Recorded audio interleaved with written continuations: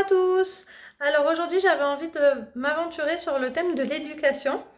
Je suis très axée éducation bienveillante autant que possible parce que évidemment c'est un vrai travail sur soi d'être dans une éducation sans VEO. Mais parfois on se heurte à une interrogation alors à laquelle je me suis heurtée moi. Et puis j'ai plusieurs personnes qui m'ont questionné à ce sujet justement.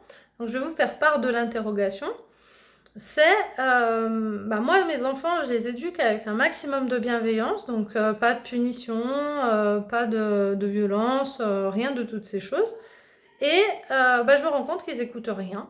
Et puis les autres enfants qui ont pour qui on serre un peu plus la vis, quoi, qui ont une éducation un petit peu plus stricte et avec des punitions, etc., etc., eux, ils écoutent un petit peu mieux ce qu'on leur demande. Et plusieurs fois, on m'a demandé, Eva, est-ce que je me trompe? Est-ce que j'ai raison de continuer comme ça ou est-ce que tu crois que je me trompe complètement et il faudrait que je mette des punitions et toutes ces choses?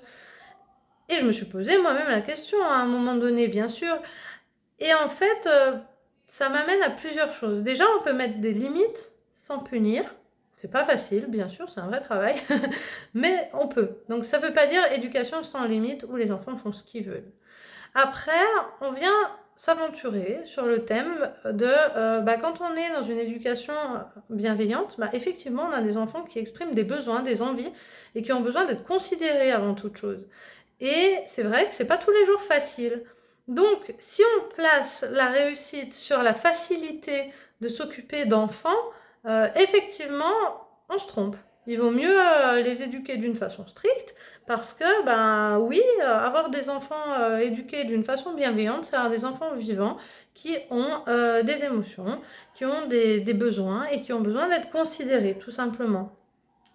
Ensuite, ils écoutent ou ils n'écoutent pas. Alors, les enfants qui n'écoutent pas ce qu'on leur demande, ça existe chez tout le monde. On a tous été enfants un jour. Alors oui, des enfants qui savent qu'ils ne vont pas être punis ou qui ne sont pas dans la peur de que vont leur faire leurs parents, ils écoutent un petit peu moins bien. Effectivement, mais qu'est-ce qui est intéressant? Avoir des enfants qui obéissent et qui font les choses par peur, ou alors avoir des enfants qui font les choses parce qu'ils savent que c'est ça qu'ils doivent faire, parce qu'ils savent que ce qu'on leur demande c'est cohérent, parce qu'ils ont compris, ils ont fait fonctionner leur intelligence, ils ont compris que c'est ça qu'il fallait faire, ou pas d'ailleurs s'ils n'écoutent pas, mais à ce moment-là, c'est à nous de mettre cette limite et de venir avec bienveillance, faire respecter cette limite avec fermeté s'il le faut, mais toujours dans cette notion de bienveillance. Et enfin,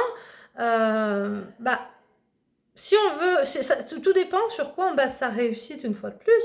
Si on veut des enfants vivants qui apprennent à se faire respecter, à être considérés, à considérer eux-mêmes leurs propres besoins et à laisser vivre leurs émotions, ou si on veut des enfants qui demain n'oseront pas avoir d'émotions, donc les garderont enfouis à l'intérieur, qui demain suivront les règles sans même savoir trop pourquoi, parce qu'ils ont peur finalement de l'autorité, qui peut être simplement l'autorité de l'État quand on est adulte, et avoir des enfants qui n'ont pas confiance en eux, qui ne se respectent pas eux-mêmes, qui n'osent pas affirmer les choses, parce que finalement, ils ne se sont pas sentis considérés. Voilà pour cette vidéo. Je veux bien lire avec plaisir vos commentaires sur qu'est-ce que vous pensez de ce sujet-là. Moi, c'est vrai que c'est un sujet que j'aime beaucoup, qui m'amène toujours à beaucoup d'interrogations, de questionnements. Évidemment, c'est sans jugement pour aucune des façons d'élever nos enfants qui pourrait y avoir, parce que finalement, on fait tous du mieux qu'on peut. Et puis, je vous dis à bientôt pour une prochaine vidéo. Vous pouvez partager, liker et vous abonner si vous n'êtes pas encore abonné. Il y en aura d'autres. À bientôt!